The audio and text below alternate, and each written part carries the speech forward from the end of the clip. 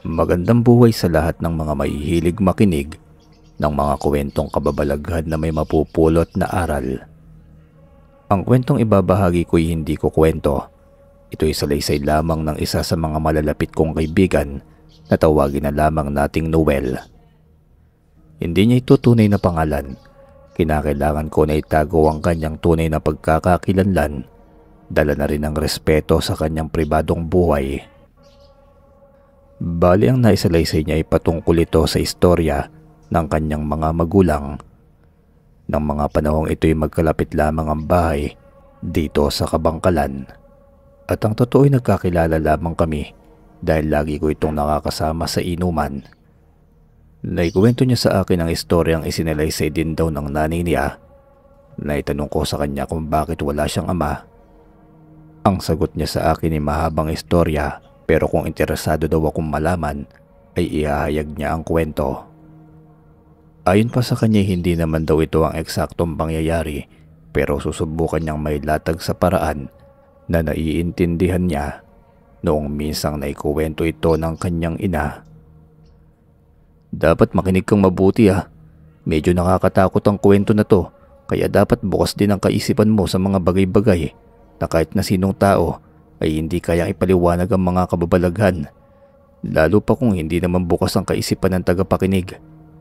Mahirap maglahad ng mga bagay at paniniwala sa paraang madaling maintindihan ng iba. Ganito kasi ang pagsasalaysay ni Nanay Rena. Napatingin ako sa kanya habang nagsasalin na muna siya ng isang tagay ng baso na iniabot ko sa kanya. Dali-dali niya rin itong tinungga na para bang paraan niya iyon upang maalis ang kanyang agam-agam kung sakali mang nakakatakot talaga ang kanyang pagbabahagi. Ayon pa sa kanyang pagsasalaysay, "Di ba magaling kang manunulat? Dapat ang mga kagaya mo'y may matibay na loob. Pakiramdam ko kasi para bang natatakot ka rin eh. Kaya sige, itagay mo muna. Susubukan kong isalaysay na parang hindi ka matatakot. Ganito kasi ang pagkwento ng nanay ko nun." Ayon sa pagpapatuloy ng kanyang kwento, taong 1983, dalaga pa si Nanay Rena ng mga panahong ito. Tubong Negros ito at anak ng isang matador sa kanilang palengke. Patagong nagkaroon si Nanay Rena ng katipan. Tawagin na lamang natin siya sa pangalang Tatay William, hindi niya tunay na pangalan. Nais lamang din na itago ang kanilang pagkakakilanlan dahil sa mga rason at hindi ko tiyak kung ano ang magiging reaksyon ng mga tagapakinig. Kung sakali mang malantad ang totoo nilang pangalan, baka malagay pa sa kung anong kompromiso ang pamilya niya oras na malantad sila sa kanilang mga kakilala. Ayon pa sa kanya, isang kargador ng mga gulay noon si Tatay William, habang may pwesto naman sa palengke sina Lolo Oding at ang ama ni Nanay Rena. May maliit silang latagan ng karne sa palengke at si Nanay Rena ang tagabantay nito. Mga bata pa sila ng mga panahong ito. Nasa 15 taong gulang pa lamang si Nanay Rena at si Tatay William naman ay 22 taong gulang na. Ika nga ito talaga yung edad na kung saan kapusukan talaga ng mga kabataan.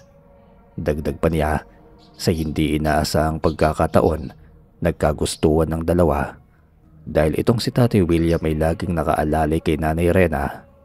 Tinutulungan niya kasi ito sa mga paninda ng mga isda at merong araw na naglalatag din sila ng karne at gulay mula sa mga suki na inaalalayan din ni Tatay William. "Maraming salamat sa iyo, William, nang dahil sa pag-aalalay mo sa akin kung kaya't hindi ako nahihirapan sa mga gawain ko rito sa palengke." "Wala naman sa akin ito, Rena. Kung sana sinasagot mo na ang panliligaw ko para naman siyempre, may rason din naman ako kung sakaling araw-araw ako dito."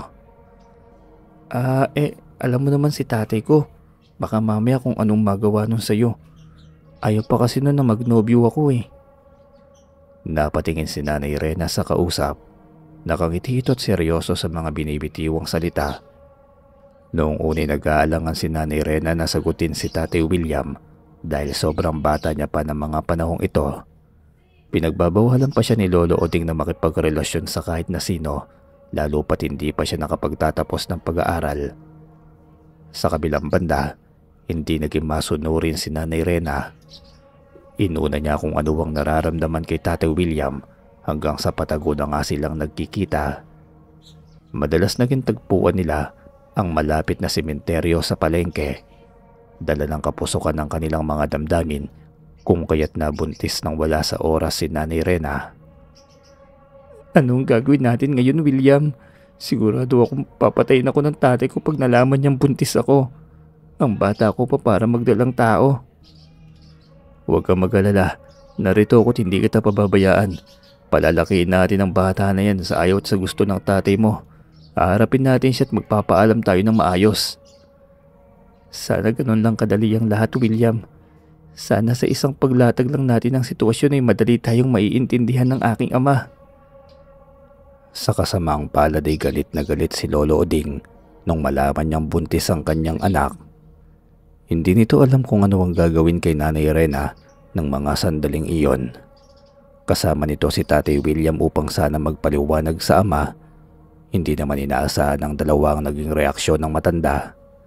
Dahil sa sobrang galit ay kumuha ito ng palakol at akman tatagayin niya si Tatay William, ngunit kumaripas naman ito ng takbo. Nag-iiyak naman si Nanay Rena dahil hindi niya matanggap ang mga pangyayari. Ang buong akala niya hindi na siya babalikan ni Tatay William, pero hating gabi nang biglang may umakyat sa may bintana ng kwarto ni Nanay Rena. Si Tatay William pala. May bitbit pa itong bag na kung saan naglalaman ng kanyang mga gamit. Niyaya nito si Nanay Rena na tumakas na lamang at magtanan sila. Laking tuwa ni Nanay Rena at napagpasya nitong sumama na lamang din sa katipan. Kasabay ng pangako nito nga alagaan nila ang isa't isa. Kahit hindi pa sigurado kung anong buhay ang naghihintay sa kanila, mas nang ibabaw ang kagustuhan nilang sundin kung ano man ang dikta ng kanilang mga damdamin. Noong unay hindi naman yun ang naging plano, pero hindi rin naman makapag-isip ng tama ang dalawa, lalo pa noong magising na si Lolo Oding dahil sa naririnig na ingay. Bit-bit nito ang palakol at hinahanap kung saan nagmumula ang mga naririnig. Dala ng kanyang sobrang galit dahil naabutan pa niyang nagyayakapan ng dalawa sa loob ng silid ni Nanay. Mga walang hiya kayo, ang babata niyo pa. Ano ang pumasok sa utak niyo, bakit niyo nagawa ang mga bagay na ito? Ikaw, William, hayop ka. Papatayin kita. Sinira mo ang buhay ng aking anak. Magbabayad ka. Tay, pabayaan niyo na po kami. Nakikiusap ako sa inyo. Mahal na mahal ko si William. At kung saan ipakinggan nyo naman ang mga sinasabi ko, alang-alang sa magiging apo nyo, pakiusap, hayaan nyo na kami. Ano ang ipapakain sa iyo ng lalaking yan? Rena, isipin mong bata ka pa para pumatol sa lalaking yan. Oras na sawayin mo kung bata ka. Sa pangalawang pagkakataon, hinding-hindi kita mapapatawad. Mga hatawin na sana ng palakol ni Lolo Oding si Tatay William nang bigla na lamang itong lumukso sa bintana. May kababaan lang din naman ang nasabing bintana, pero pakiramdam ni Tatay William ay nabali ang kanyang tuhod. Dagdag pa'y bigla na lamang din sumunod si Nanay Rena na dala-dala ang maliit na bag.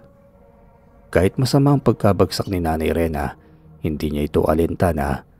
Ang tanging nasa utak lamang niya ng mga oras na yon ay makalayo kay Lolo Oding. Kumaripas ng takbo ang dalawa dahil sa pagnanais na makalayo sa lugar, ni hindi na inisip ni Nanay ang pinagbubuntis niya. Habulin nga pa silang dalawa nang marating nila ang lugar kung saan sila laging nagtatagpo. Sa sementeryo.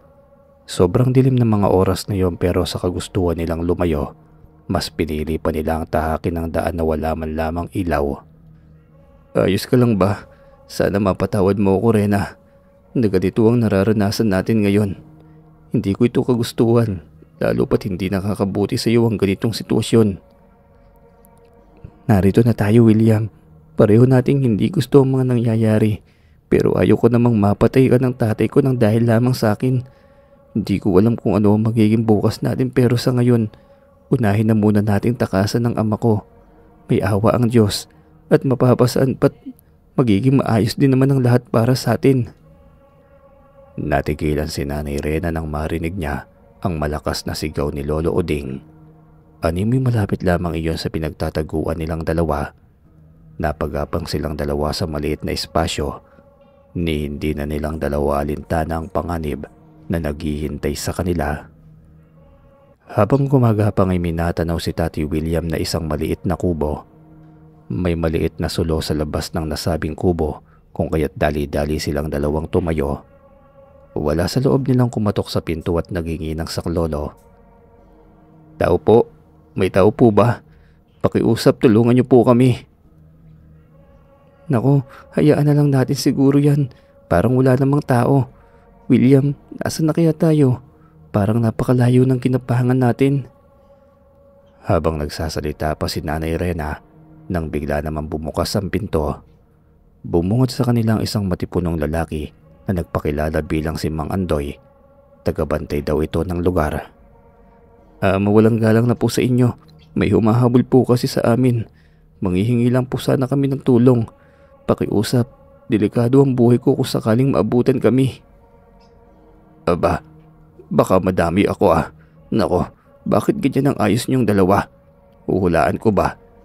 Sa ayos niyong dalawa, parang nagtanan kayo. At ining, buntis ka ano?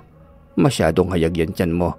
O siya, sige, pumasok na kayong dalawa at pagpasensyahan niyo na ang bahay ko. Medyo hindi maayos lalo pat nasa kalagitnaan tayo ng sementeryo." Paano niyo po nalaman na buntis ako?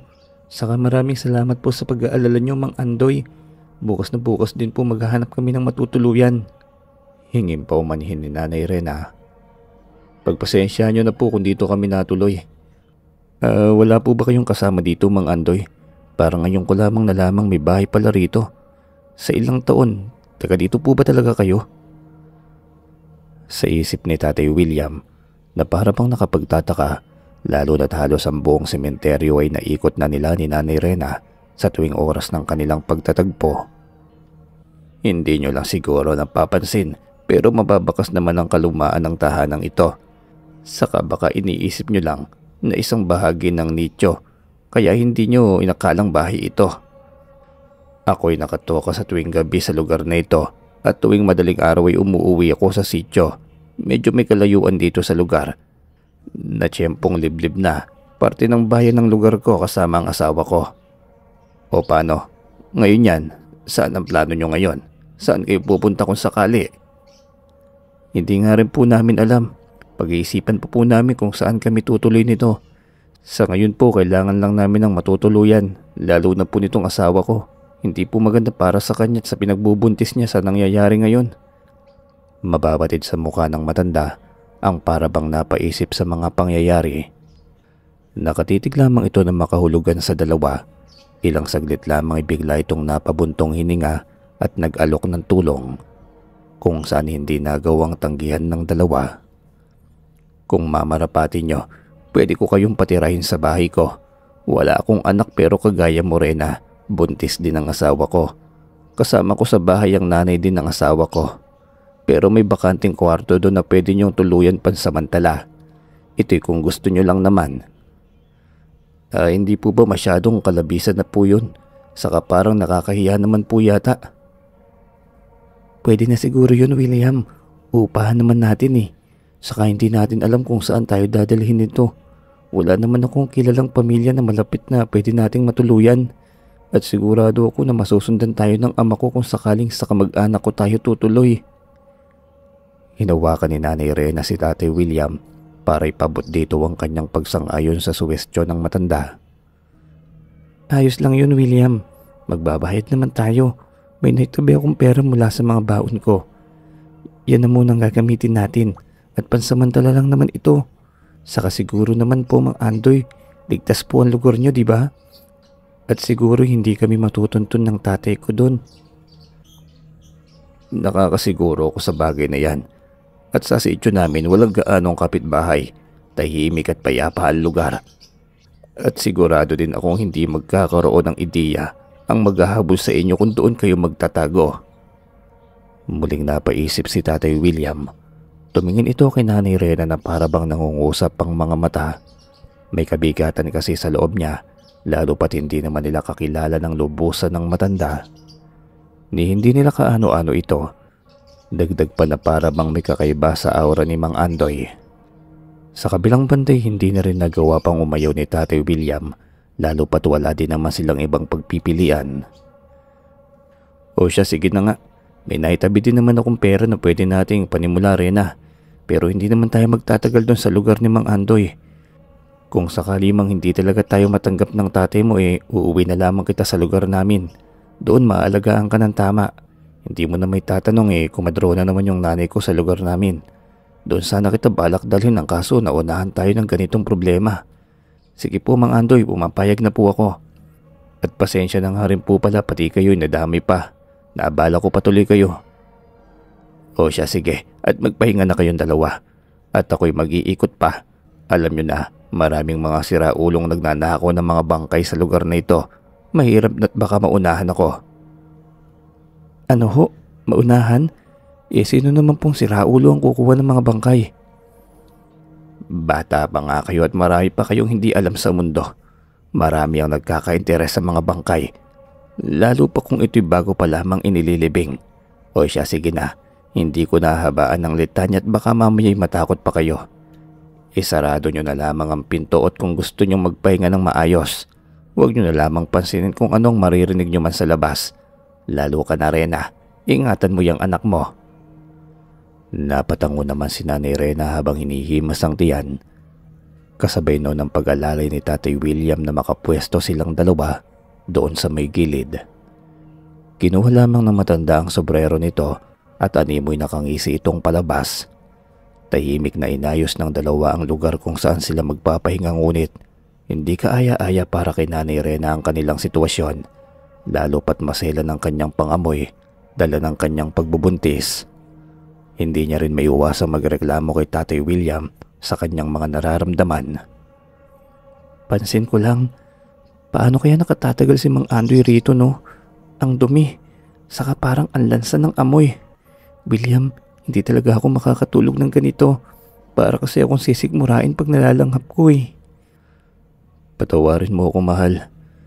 Kung sa ganitong sitwasyon kita dinala, kunting tiis at bukas na bukas din makakalayo na rin tayo. Sandali, halika dito at lalagyan natin ng sapin yung tiyan mo. Nababahala ako sa kung ano man ang pinapasok natin. Pero sa ngayon kailangan ko magdoble ingat, lalo pat kasama ko kayong mag-ina ko. Kinuha nito ang isang animoy tarahang kulay pula na may bordang gawa sa mga katagang Latin. Ginamit niya iyong pambalot sa tiyan ni Nanay Rena. Iyon ay gamit pa ng kanyang ina na siyang nagsisilbing proteksyon ni Tatay William para sa mga nakakasalamuhang mga hindi ordinaryo.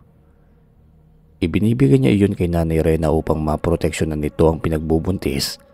Natigil lamang sa ginagawa ni Tatay William nang bigla na lamang may anong ungol silang narinig. Nagkatinginan ng dalawa na para bang nagtataka kung saan nagmumula ang tunog.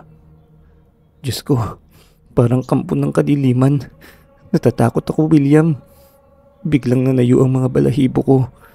Oo nga namang nasa gitna tayo ng sementeryo, pero parang ngayon ko lang naranasan ng ganito. Huwag mo nang intindihin yon. Ang isipin mo makapagpahinga ka. Nandito lang ako. Saka ano pa nga bang inaasahan natin sa lugar na to sementeryo nga ito. Saka huwag mong huhubarin tong tarahang ito. Dahil kung sakaling may masamang nilalang na magtatangka, sigurado akong hindi niya basta-basta maaamoy o makukuha yung dinadala mo. Bagyang napangiti naman si Nanay Rena dahil naisip niya nga din na nasa kalagitnaan pala sila ng himlayan ng mga patay. Saka nagpasalamat ito kay Tatay William dahil sa ramdam nito kung gaano siyang pinoprotektahan. Yumakap na lamang si Nanay Rena sa katipan. Pakiramdam niya rin kasi ay ligtas siya sa mga bisig nito. Dahil wala naman silang unan at kumot, tanging ang maliit na bag lamang ni Nanay Rena na may iilang damit ang kanilang naging unan. Madaling araw nang mapabalikwas ng bangon si Tatay William, bigla kasing bumukas ang pinto at namataan niya na may pumasok na isang napakalaking bayawak. Ang buong akala niya namamalikmata lamang siya, pero bigla niyang kinurap ang kanyang mga mata at sa isang iglap lamang ay natigilan siya nang bigla itong nagsalita. Oh, para kayong nakakita ng bulto. Naistorbo ka ba ang pagpapahinga niyo? Pasensya na kayo ha. Ano, sasama ba kayo sa akin?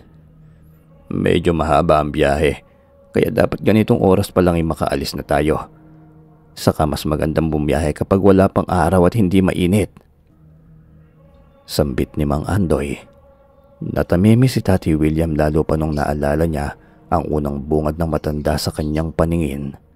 Matagal bago ito nakapagsalita, kung hindi pa bumangon si Nanay Rena, hindi pa ito bumalik sa wistyo niya. Ayos ka lang? Parang hindi ka na makagalaw dyan. Ano po yun, Mang Andoy? Kanina pa po ba kayo dyan? Aalis na po ba tayo? Nagulat ko yata si William. Pagpasensya nyo na ang bigla ang pagpasok ko. O iya, maggayak na tayo at isasabi ko na lang kayo sa pagbiyahe ko. Siya nga pala may tinawag na ako na tricycle na sa labas na't naghihintay. Naku, maraming salamat po. Sige na William, aalis na ro tayo. Huy, ayos ka lang ba? Oo naman. Ayos lang ako. Nagulat lang siguro ako nang pumasok bigla si Mang Andoy. Sige, sandali. May sombrero ako. Mahamog pa kasi, isuot mo muna. Saka may balabal sa bag ko. Mahirap na't parang medyo nanayo ang balahibo ko eh. Napangiti si Nanay Rena na parabang kinikilig habang kinukuha ang balabal sa bag. Humalik ito sa noo ng katipan at yumakap. Ramdam ni Nanay Rena ang kakaibang pagmamahal na ipinapakita ni Tatay William. Maging ang simpleng pag-aalaga nito sa kanya'y ginhawa ang dulot. Nako, baka lang kami nitong kubo ko. Sige na't mauna na kayong sumakay at susunod na ako. Maraming salamat po, Mang Andoy. Tara na William. Parang nanibago ako sa iyo. Ayos ka lang ba? Medyo malamig kasi ang simoy ng hangin kaya siguro nanayo ang balahibo mo. Siguro nga Rena. Sige na. Huwag ka nang masyadong mag-alala sa akin. Ay teka sandali. Ayusin mo muna ang tarha. Mahamog eh. Saka hindi natin kabisado ang paligid. Mahirap na't baka mausog ka pa sa hangin. Napangiti naman ng bahagya si Nanay Rena. Naiisip niya na tamang lalaki ang napili dahil sa kabila ng sitwasyon, siya pa rin ang inaalala. Bago sila lumabas, ikinapa niya muna ang tarahang nakatali sa kanyang likuran. Nang masigurado iyon, binitbit niya ang maliit na bagat na una nang lumabas. Akmang sasakay na sana siya sa tricycle nang bigla niyang namataan ng lalaking nagmamaneho. May hawak itong galon ng tuba habang parang ginagawang pangmumog. Hindi na iwasang kalabitin ni Nanay Rena ang nasabing driver kung kaya't naging dahilan iyon upang mapalingon sa kanya. Rena, ikaw ba yan? Abay bakit nandito ka? Kaninong bahay ito? Sa kasino? Sambit ni Mang Fernando. Napahinto ang pagtatanong ni Mang Fernando nang makita niya si Tatay William. Nagpapalit-palit ang tingin nito sa dalawang magkatipan. Abay kayong dalawa, alam ba ito ng mga magulang ninyo? Tsaka saan kayo pupunta ngayon at bakit madaling araw ganyan ang ayos nyo? Mang Fernando, pakiusap po. Huwag niyo po kaming isusumbong sa tatay ko. Baka pag nalaman ng tatay ko kung saan kami ni William, baka tuluyan niya po akong mapatay. Kaya pakiusap, ihatid niyo na lamang po kami sa bahay ni Mang Andoy. Napatitig si Mang Fernando kay Nanay Rena na nooy naiiyak na dahil sa kung anong takot na mababakas sa mga mata nito. Hindi man alam ng kaharap kung ano ang nangyayari, mas pinili na lamang nitong tumango. Si Mang Fernando ay kaibigan ni Lolo Uding. Nagiging serbis kasi nito ang matanda, lalo pa kung maraming mga karne at gulay na inaangkat galing sa ibang baryo. Gayunpaman, biglang natauhan si Mang Fernando lalo pat hindi rin nito alam kung saan ang tungo nila Nanay Rena. Akala ko kung sino ang magiging pasahero ko kayo lang pala. O siya, saan naman yung matanda kanina? Kung hindi lang nangako magbabayad yun ng malaking halaga, hindi ko talaga tatanggapin ito Nakita nyo naman at medyo kailangan ko ng pahinga. Pero di bale, kung para sa iyo Rena, kahit saan pa ihatid kita, malakas ka sa akin Ano, tara na, magkakilala pala kayo. Sakto. Mama, diretso mo lang ha. Tapos ako nang bahalang magpara sa iyo mamaya kung hindi mo kabisado. Hindi na nagsalita pa si Tatay William, bagkus ay sinamahan niya na lamang si Nanay Rena sa loob ng tricycle. Kay layo ng pinagkatiran sa kanila, maging si Mang Fernando ay nagtaka kung bakit sa kaduluduluhan pa yata ng bayan sila nakarating. Napasuot pa sila sa maliit na iskinita kung saan wala ng kabayang makikita. Pakiwari ni Mang Fernando ay may kakaiba sa tinatahak na daan, ngunit wala naman sa isip nito ang posibleng panganib na kakaharapin nila. Itigil mo lang dyan mama sa may puno ng malaking kamyas. Pagpasensya mo na kung medyo may kalayuan ng lugar namin ha. Kaya walang ibang pumapasok na tricycle kasi dito dahil malayo sa bayan.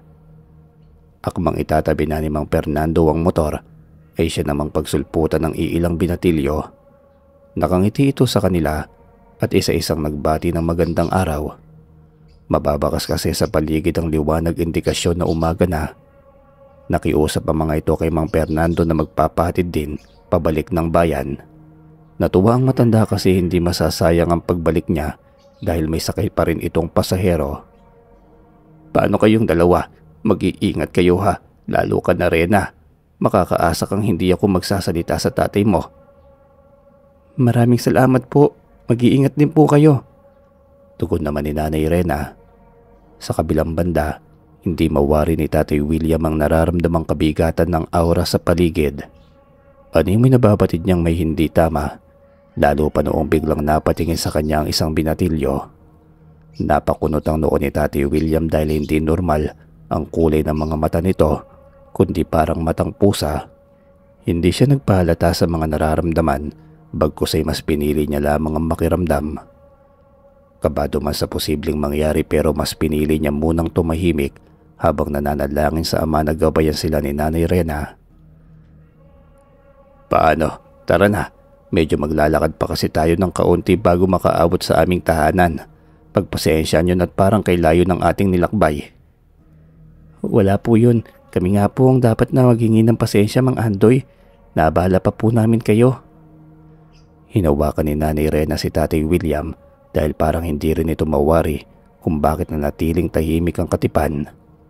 Parang may kung anong mabigat na dinadala si Tatay William dahil hindi lamang sa hindi ito nagsasalita, maging ang kilay nito ay nakasalubong din. Hindi rin maiwasan ni Nanay Rena ang magtanong, lalo pa sa parting parang wala sa kondisyon si Tatay William. Ayos ka lang ba? Masama bang pakiramdam mo, William? Ako nga rin parang nasusuka, pero parang nakatulong din itong nakataling tara sa akin tiyan. Siya nga pala, parang nagugutom ako. Napalingon si Mang Andoy na nooy nasa unahan nilang dalawa. Bahagyang ngumiti ito na para bang nakakaloko. Ayos lang ako Rena, wag mo lang akong alalahanin. Saka siguro nalimpungatan lamang ko kanina pagising ko kaya't kung ano-ano ang pumapasok sa aking utak. Pagpasensyaan mo na, maging ako'y gutom na rin eh. Malapit na tayo. Huwag kayong mag-alala at masarap magluto ang asawa ko. Mamaya lamang ay mapapawi na rin ang mga gutom nyo. Sabay tawa na para bang may sa demonyo. Tumahimik na lamang silang dalawa habang nakasunod kay Mang Andoy. Habang naglalakad kasi, hindi maiwasang mapalinga-linga si Tatay William. Batid niyang may mga malalaking puno sa paligid na siyang nagdudulot ng kakaibang kilabot sa lugar. Parang kahit mataas na ang araw ay imposibleng makalusot ang sinag nito dahil sa yabong ng mga dahon ng puno sa lugar. Maya-maya pa'y biglang napatigil sa paglalakad si Nanay Rena dahil sa kanyang gulat. Bigla kasing may dumapong isang maitim na ibon sa balikat ni Mang Andoy. Natakot ba kayo ni Susa? Alaga ko nga pala. Sa tuwing dadaan ako rito, lagi itong sumasalubong sa akin. Kasi lagi akong may dalang pasalubong sa kanya. Paliwanag naman ni Mang Andoy. Hindi naman po. Medyo nagulat lang po ako saka may mga hayop talaga na malapit sa tao no. Abayang si Susa po, parang kakaibang ibon. Tanong pa ni Nanay Rena. Nakatingin lamang si Tatay William sa nasabing ibon. Malakas ang pakiramdam niyang mayroong mali sa pagsama nila sa matanda. Lalo pa doong bigla na lamang umiba ang mata ng ibon noong bigla itong napalingon sa kanya. Naging mapulang animoy dugo ang mga mata nito. Dagdag pa niya na para bang may sa demonyo ang hayop, lalo pa nang bigla itong gumawa ng huni matapos siyang titigan. Pakiramdam ni Tatay William, indikasyon na isang hudyat na may masamang mangyayari. Hindi na lamang siya kumibo, bagkus ay pilit niyang nilalabanan ng sarili. Ayaw niyang pasukin ng kung anong takot ang sistema niya, kung kaya't mas pinili pa rin niya ang kumalma. Gayunpaman, hindi rin iyon nakaligtas sa pandaman ni Nanay Rena Agad nitong tinanong kung bakit parang bigla-biglang umiiba ang ekspresyon ni Tatay William. Ayos ka lang ba talaga?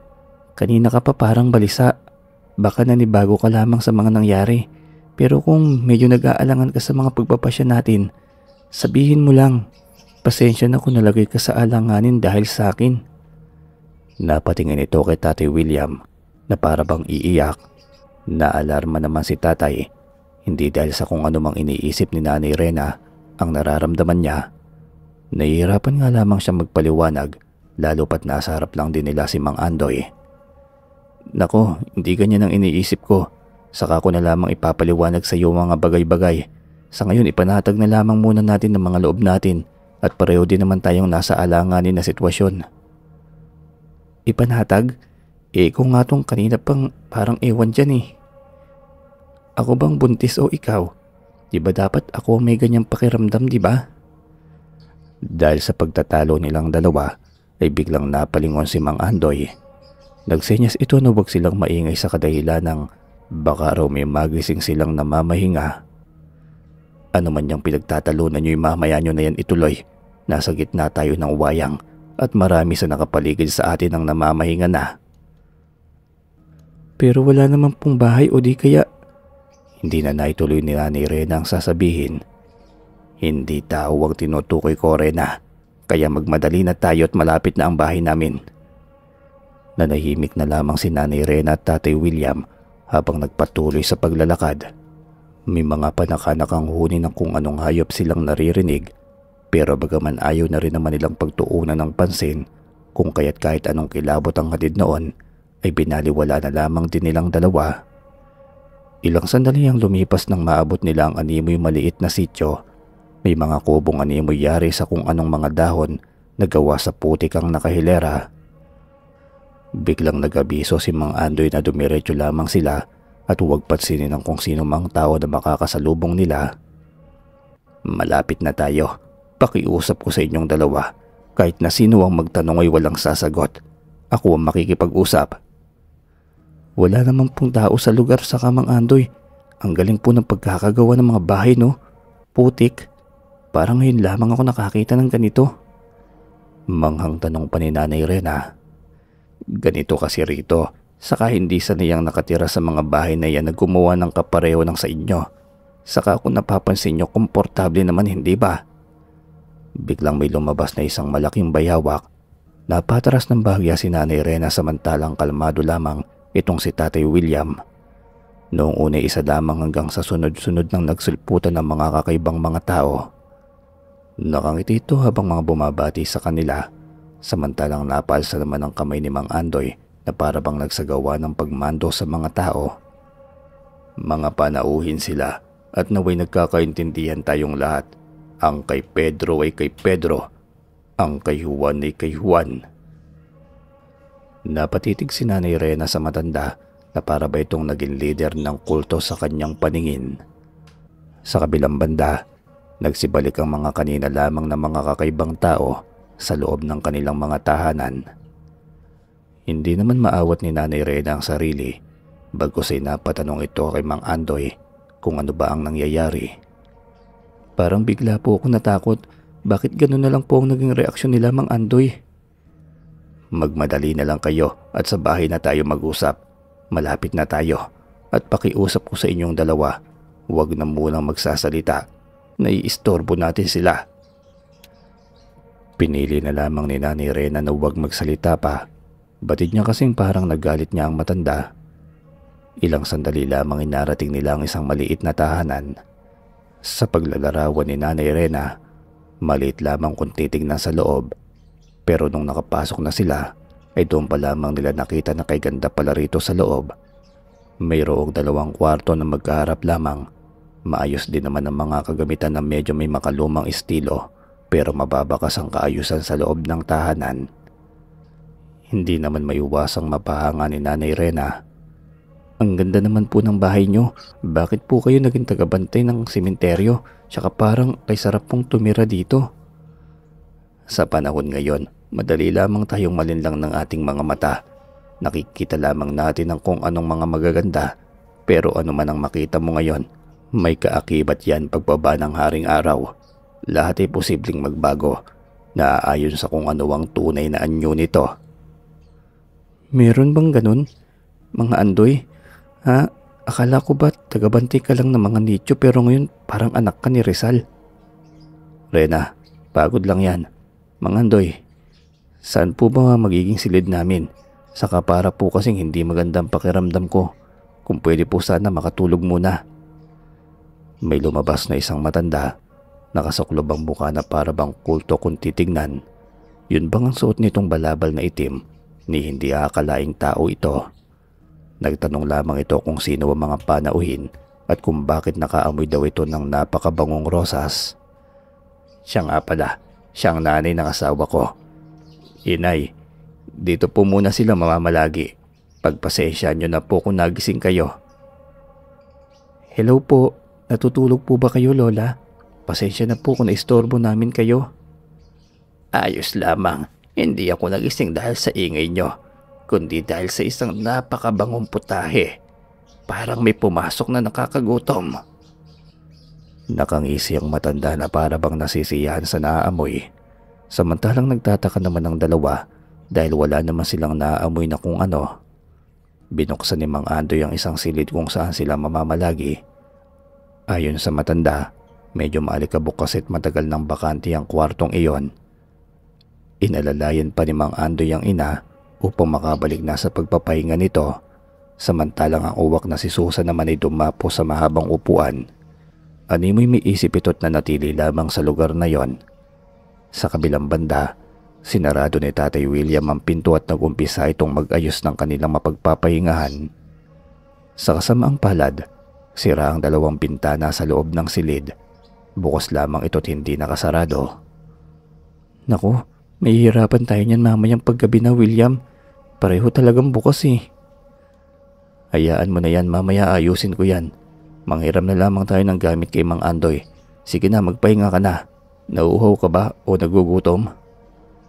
Sige, para kasing pangit matulog ng bukas ang bintana.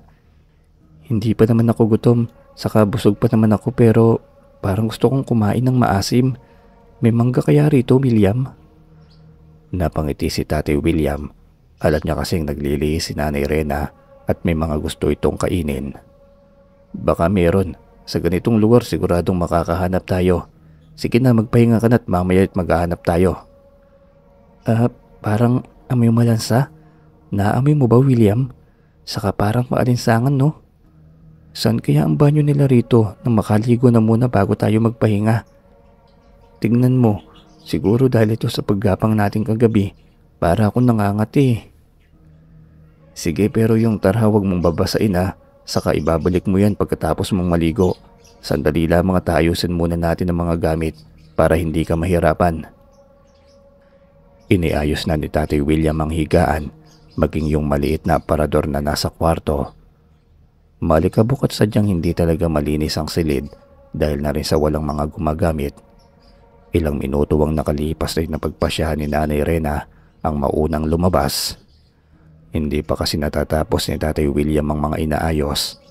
Nagulat pa si Nanay Rena nang biglang may bumungad sa harapan niya. Nagkalat ang mga patak na animoy pulang likido. Nilinga-linga niya kung saan ito galing. Sinundan niya ang bawat patak papunta sa isang silid pero nakakandado yon. Hawakan na sana niya nang biglang may nagsalita sa gilid. Umalis ka dyan! Umalis ka dyan! Bakit mo pupuksan yan? Kung gusto mo pang umakain ay lumayas ka! Layas! Nagtataka si Nanay Rena kung saan nanggagaling ang boses. Napalinga-linga pa siya at wala naman siya makitang ibang tao. Wala si Mang Andoy, maging si Lola Karina. Tanging ang itim na ibon lamang ang nakadapo sa ibabaw ng sopa ang kanyang nakikita. Sino yan? May tao ba dyan? Mang Andoy? Lola Karina? Kay ho ba yan? Medyo napalakas ang pagtawag ni Nanay Rena kung kaya't lumabas na rin si Tatay William. Maging ito ay nagulat, hindi doon sa lakas ng boses ni Nanay Rena, kundi nakita niya rin ang mga nagkalat sa sahig.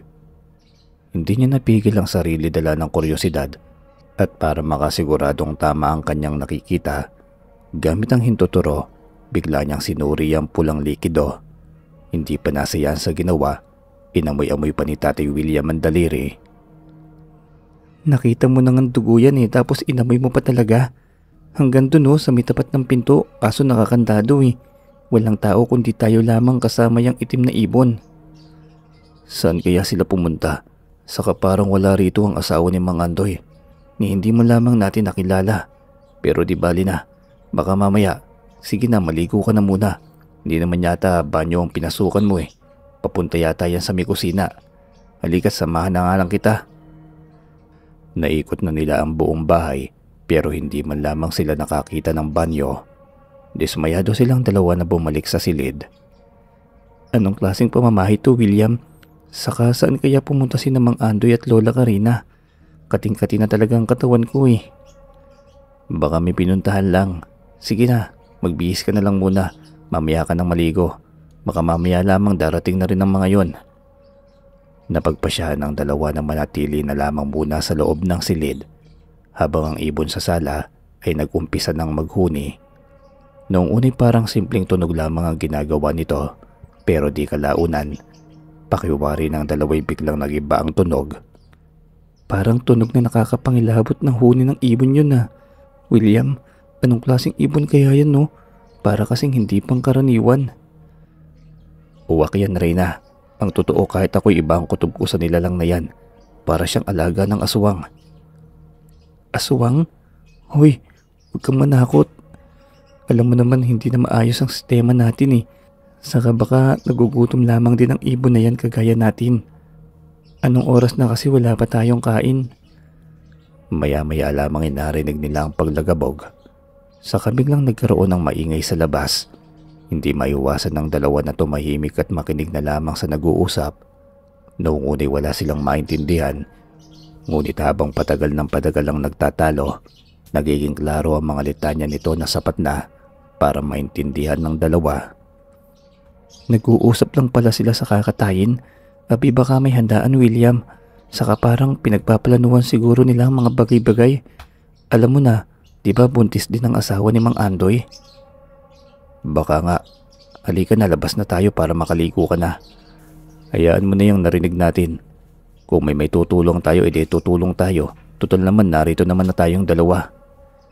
Noong unay nag-aalangan pa silang lumabas dahil batid nilang napakaseryoso ng usapin ni Mang Andoy at Lola Karina.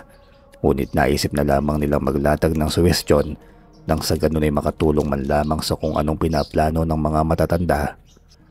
Naunang lumabas si Tatay William. Napangiti pa ito habang bumabati sa dalawa na nooy nasa loob na ng bahay at nakaupo na katapat ng ibon.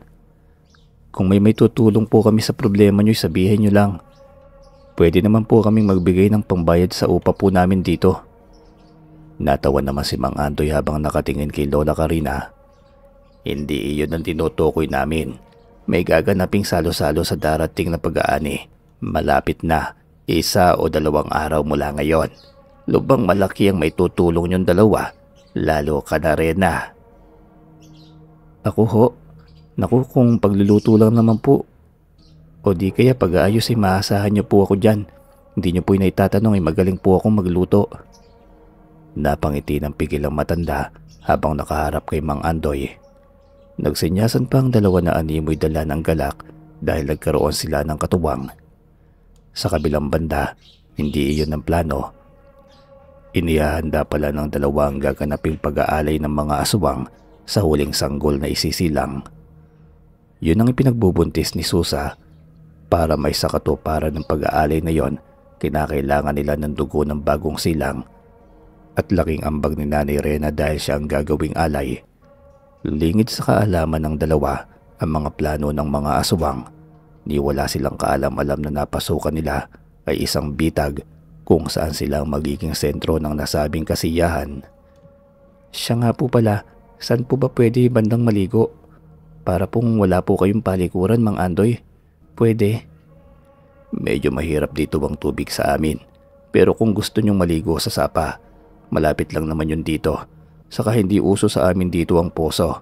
Sige, ituturo ko sa inyo ang daan. Maaga pa naman basta bumalik lamang kayo agad. Halika kayo.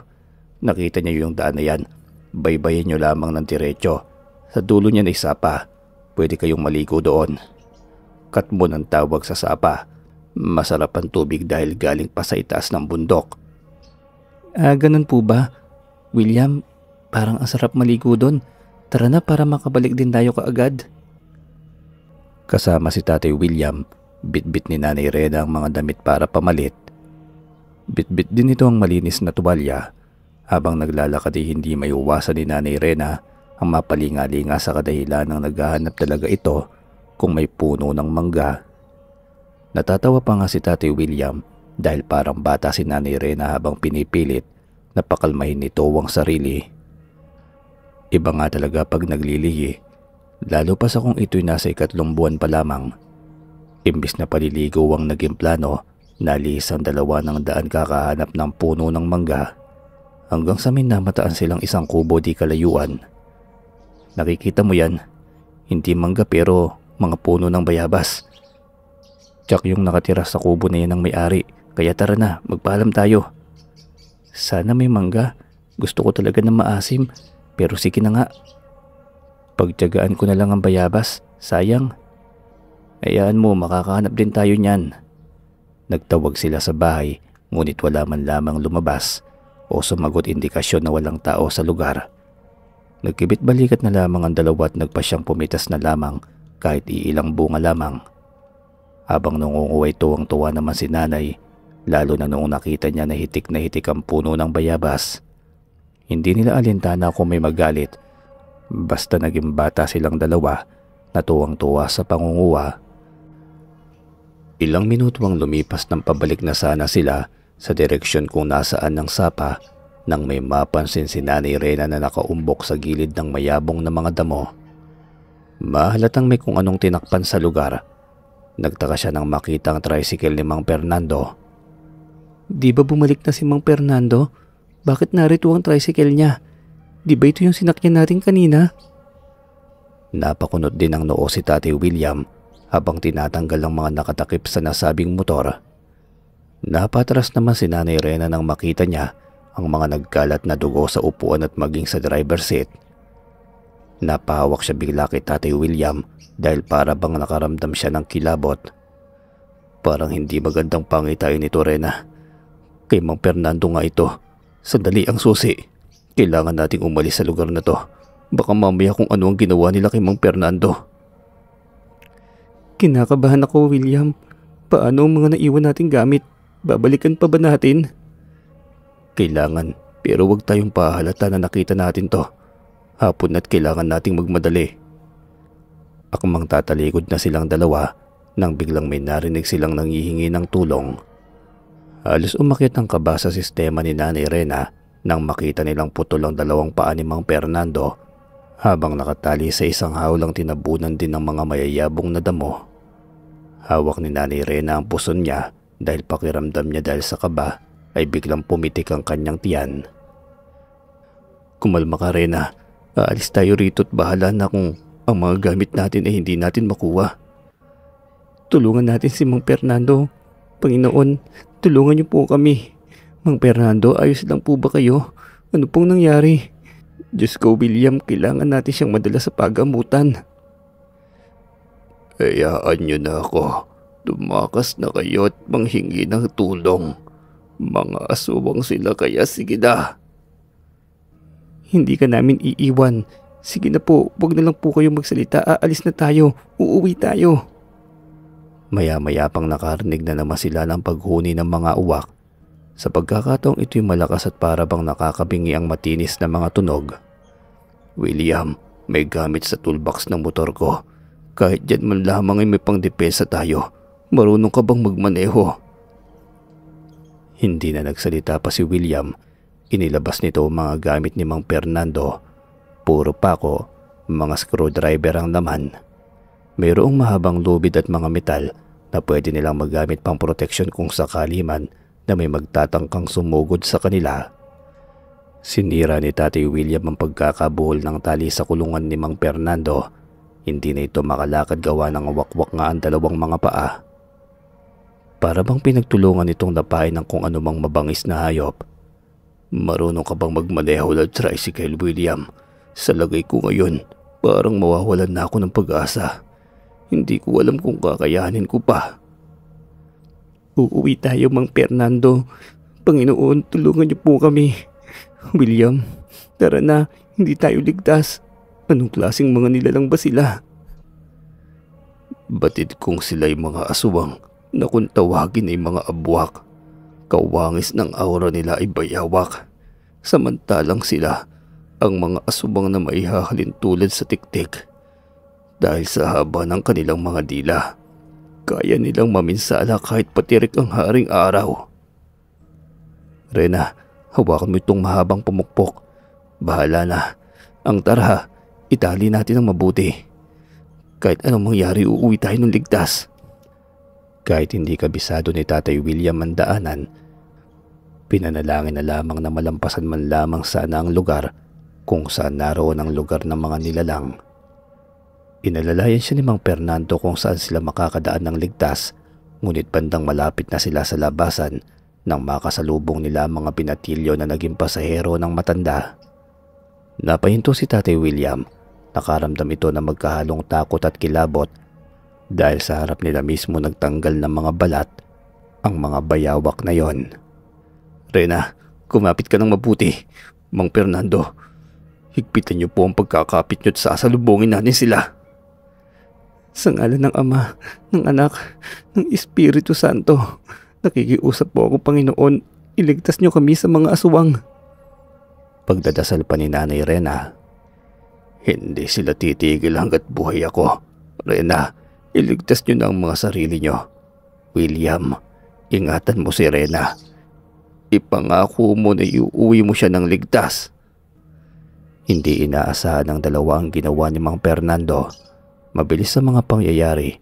Sa bilis ng patakbo ni Tatay William ng motor, naisa na nitong sagasaan ng mga aswang na nakaharang sa daraanan nila nang bigla na lamang tumalon si Mang Fernando kasabay ng pagbangga ni Tatay William sa mga harang.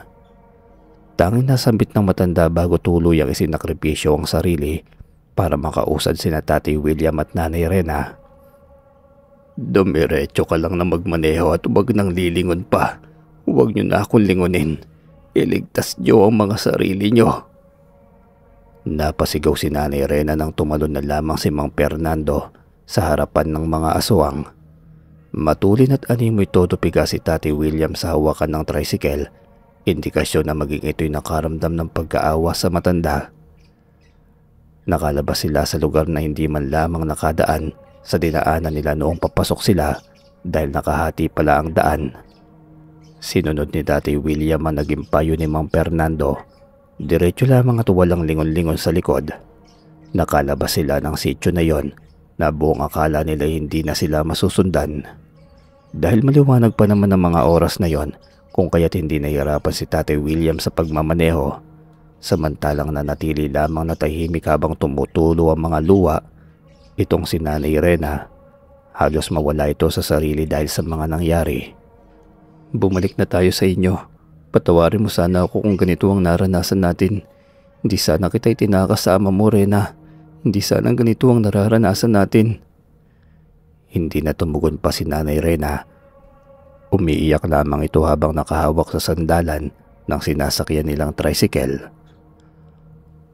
Ang buong akala nila'y hanggang doon na lamang, pero ang hindi nila alam, ang mangyayari pa, lalo pat markado silang dalawa ng aswang. Madilim na nang makarating sila sa bahay ni Lolo Oding. Naabutan nilang lasing ang matanda habang hawak pa rin ito ang palakol na may kasama pang itak. Nasa tapat lamang ito ng lamesa na nilagyan nito ng tagayan habang wala sa katinoan na nakatingin sa kawalan. Buo ang loob ni Tatay William na iparada ang tricycle sa harap mismo ni Lolo Oding. Sa isip-isip nito, bahala na kung mapas lang siya ng matanda kaysa naman manganib ng gusto ang buhay ni Nanay Rena. Pagbabay biglang lumuhod si Tatay William sa harapan mismo ni Lolo Oding at nanghingi ng kapatawaran. Nakikiusap po ako. Kailangan namin ng tulong. Ibinabalik ko na po sa iyo si Reyna. Patawarin niyo po ako sa mga nangyari. Kung hindi ka tatayo, ihahampas ko tong pote sa ulo mo. Nangyari na ang nangyari. Anak, Rena, Patawarin mo ang tatay ko, naggalit man ako ng todo. Ikaw lang ang meron ako, anak. Kung kaya't ganoon na lamang ang naging reaksyon ko dahil nabigla ang tatay. Sandali, bakit ganyan ang ayos nyo? Anong nangyari? Sa katricycle yan ni Fernando ah. Hindi na napigilan ni Nanay Rena ang humagulgol habang diretsyong yumakap sa ama. Umiyak ito ng todo na para bang inilalabas nito ang lahat ng nadaramang takot. Hindi pa man ito nakakapagpahayag ng mga nangyari, ngunit inakay na sila papasok ni Lolo Uding. Batid nitong may nangyaring masama kung kaya't mas pinili ng matanda ang makapasok na muna ang dalawa bago magtanong. Nailatag pa rin ito ang lamesang may alak sa loob ng bahay. Kalmado itong pinapatahan ng anak. Ang buong pag-aakala ni Lolo Uding ay humihingi lamang ng tawad si Nanay Rena, pero nang mag-umpisa itong tumahan at maghayag ng mga nangyari ay biglang natigilan si Lolo Uding. Hindi po namin alam kung ano ang mangyayari. Aswang sila't kinain nila si Mang Fernando. Pagpapaliwanag pa ni Nanay Rena. Tama ang lahat ng sinasabi ni Rena. Dahil sa kagustuhan naming tumakas, napasama po kami sa isang matanda na nahingian namin ng tulong kagabi. Buong akala namin makakatulong sa amin pero hindi pala. Buti na lang po nakatakas kami ni Rena sa tulong ni Mang Fernando. Bakit si Fernando? Paano? Patawarin niyo ako. Nabigla lamang ako kagabi. Pero naisip ko din kung ano ang nangyari. Paano na lang kung hindi kayo nakaligtas? Paano na lang ang anak ko? Kung hindi mo binalik dito ang anak ko, William, hindi talaga kita mapapatawad.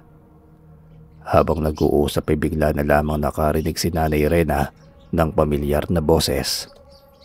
Tinatawag nito ang pangalan niya. Hindi nila namalayang bukas ang bintana at dumapo doon si Susa, ang uwak na alaga ni Mang Andoy. Tay, nandito na sila. Ang alaga ng aswang. Walang ano-ano'y dinampot ni Lolo Uding ang palakol at kay bilis ng pagkilos nito para tagain ang hayop na ibong yon. Sa talim at lakas ng pagtagay na putol nito ang ulo ni Susa, bulagta ang nilalang sa may sahig. Agad naman iyong itinapon palabas ni Lolo Uding at isinerado ang bintana. Walang kampo ng kadiliman na makapapasok sa pamamahay ko. Subukan lamang nila't iisa-isahin kung tagpasin ang kanilang mga ulo. Sigurado ako na sa paligid lang sila. Rena, kumalmakat kami ng bahala ni... Binatukan siya ni Lolo Uding dahil parang nalilito ito. Kung ano bang itatawag niya sa matanda. Ayon pa rito'y parang hindi pa matanggap ni Tatay William na tawagin din si Lolo Uding ng tatay. Pasensya na po, nahihiya lang po ako sa inyo saka hindi na po ba kayo galit, tatay? May magagawa pa ba ako, ibinuntis mo na ang anak ko? Kung hindi ka lamang mahal ng anak ko natural, hindi talaga kita patutungtungin sa pamamahay ko. Pero wala nandito na tayo. Nag-iisang anak ko yan. Kaya kong gawin ang lahat para sa kanya, kahit pang mga bagay na lamag sa kalooban ko. Basta nakikita ko lang na masaya siya, masaya na rin ako. Ama ako at siguradong nabigla lamang din sa mga pangyayari. Habang nagsasalita si Lolo Uding, may kung ano ang bumundol sa may pintuan. Sa lakas ng pagkakabundol ay akalaing may lindol dahil buong bahay nila ang nayayanig. Iniabot ni Lolo Uding ang itak kay Tatay William samantalang kumuha ito ng isang metal pang kiskis ng kanyang palakol. Hindi malayo mabuksan nila ang pinto kaya anak, Rena, huwag kayong magpakita ng kung anong takot sa nilalang lalo ka na William. Pamamahay natin ito at kahit na sino pang demonyo yan ay hindi dapat makapasok. Ipapakita natin na hindi tayo basta lamang matitibag dahil kung magkataong maramdaman nila na takot ang kahit isa man lamang sa atin, gagamitin nila iyon upang tuluyan tayong manghina. Walang matador na matatakutin. Lahat kayang katayin, mapaasubang pa yan. Tumayo din si Nanay Rena at naghanap ng magagamit bilang pamproteksyon. Inabutan ito ni Lolo Uding ng malaking flamingo, ang ginagamit pang tadtad ng matigas na buto. Itinaas pa ito ni Nanay Rena, indikasyon na kaya niya ring mangkatay ng aswang. Sa kabilang banda Tama ang pagkakasabi ni Lolo Uding. Nasira nga ang pinto dahil sa pangalawang pagkakataon, naging malakas pa ng doble kaysa unang pagbundol dito. Pagbukas ng pinto'y bumungad sa kanilang harapan ang nakakatakot at nakakapangilabot na nilalang. Nakangisi pa ito habang hawak ang alaga na wala ng buhay. Dahil sa inyong dalawa kung bakit namatay si Susa, buhay ang kinuha. Buhay nyo rin ang magiging kabayaran. Sigaw pa ni Mang Andoy. Aba, madrama ka rin palang asubang Kano. Sa palagay mo ba'y mamamatay ang hayop na ibon na yan kung hindi nangahas na pumasok? Aba, huwag mo kong tinatakot ha. Kahit malademonyo pa yung anyo mo ngayon, hindi ka sasantuhin itong palakol ko. Biglang nagsulputan ng mga binatilyong kumain kay Mang Fernando. Nakangisi ang mga ito na para bang handa ng manghinain ng tao. Sa kabilang banda, kahit madami pa ang mga nilalang na nagsulputan, ni hindi man lamang iyon naging dahilan upang katakutan ni Lolo Uding. Tumungga pa nga ng isang basong tuba na nooy nasa ibabaw lamang ng lamesa niya. Nakangisi pa ito habang niyaya ang lahat na tumagay. Imbes takutin nyo kami, bakit hindi nyo na lamang ako sumahang tumagay? Oh, kung ayaw nyo naman at nagmamadali kayong mamatay, sige, sugod! Halos sabay-sabay na nagsipaglundagan ng mga nilalang. Papasok pero sadyang matapang si Lolo Uding. Sobrang talim ng hawak-hawak na palakol. Isang ambalos lamang ng gamit pag tumama sa katawan ng aswang ay kumakalas ang ulot na hati ang katawan. Hindi pa yun ganun katindi. Meron pa itong sinakmalat sa harap mismo ni Mang Andoy. Ginilitan niya ng ulo ang isang binatilyo. Ano? Halika rito at matapos na tayo. Tadtarin ko pa ng pinoy ang katawan mo nang may maibenta ako sa palengke bukas. Kay sarap ng bayawak ipulutan. Hala sige, sugod na. Napamangha na lamang ang dalawat na upo sa gilid. Pinanood na lamang nila kung paano tinatadtad ni Lolo Uding ang mga nilalang na yon. Mababakas naman na sobrang galit sa mukha ni Mang Andoy para bang gusto nitong sumugod upang ipaghiganti ang mga kasama niya na tinatadtad naman ni Lolo Uding. Magbabayad ka. Ihihiwalay ko yung ulo mo sa katawan mong matanda ka. Sigaw naman ni Mang Andoy. Hindi yan sinasabi. Ginagawa yan. Ala sige, sumugod ka na magkaalaman tayo. Alalahanin mo, wala ka sa lugar mo, kundi nasa teritoryo ko. Lumundag si Mang Andoy papunta kay Nanay Rena. Puntirya sana noon ay ang mahina ngunit agaran namang umarang si Tatay William na may hawak-hawak ding itak. Dahil hindi na rin natatakot kung kaya tumataw din ito ng napakalakas na taga doon sa aswang na yon. Noong unay nakaiwas pa si Mang Andoy pero hindi nito nagawang iwasan ng palakol ni Lolo Uding.